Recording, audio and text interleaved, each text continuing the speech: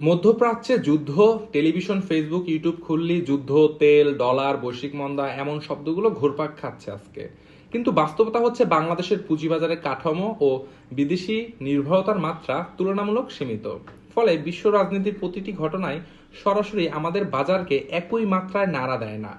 অতীত আমরা দেখেছি আন্তর্জাতিক অস্থিরতার সময়ে প্রথমে আতঙ্ক কাজ করে, পরে ধীরে ধীরে বাজার নিজের ভিত্তির উপর দাঁড়িয়ে ভারসাম্য খুঁজে নেয়।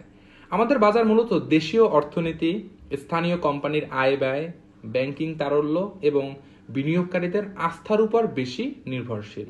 তাই দূরের যুদ্ধের খবর শুনে যদি আমরা নিজের বিনিয়োগ দর্শন ভুলে যাই, তাহলে ক্ষতিটা বাইরের ঘটনার কারণে নয়, আমাদের আবেগপ্রবণ সিদ্ধান্তের কারণেই হয়।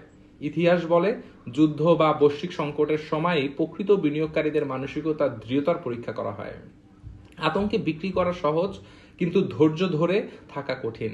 যারা ব্যবসার ভিত্তি বোঝে, কোম্পানির প্রকৃত মূল্যায়ন বোঝে, তারা জানে সাময়িক ঝড় স্থায়ী বাস্তবতা নয়।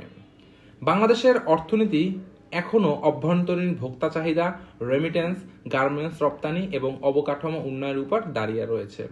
একটি আঞ্চলিক সংঘাতের কারণে এই মৌলিক ভিত্তি রাতারাতি ভেঙে পড়ে না, বরং অস্থিরতার সময় ভালো কোম্পানির শেয়ার তুলনামূলক কম দামে পাওয়ার সুযোগ তৈরি হতে পারে, যা দীর্ঘমেয়াদী বিনিয়োগকারীদের জন্য আশীর্বাদ হতে পারে।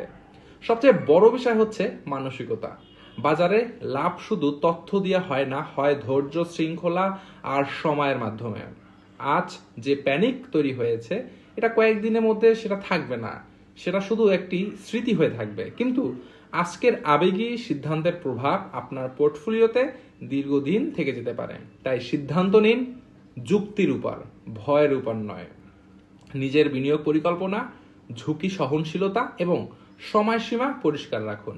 মনে রাখবেন, শেয়ার বাজার কোনো যুদ্ধক্ষেত্র নয়, এটা দীর্ঘমেয়াদী সম্পদ তৈরির একটি হাতিয়ার।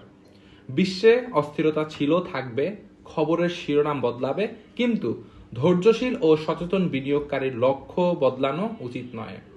শান্ত থাকুন, তথ্যভিত্তিক সিদ্ধান্ত নিন এবং বিশ্বাস রাখুন। সাময়িক ঝড় কেটে গেলে আকাশ আবারও পরিষ্কার হয়।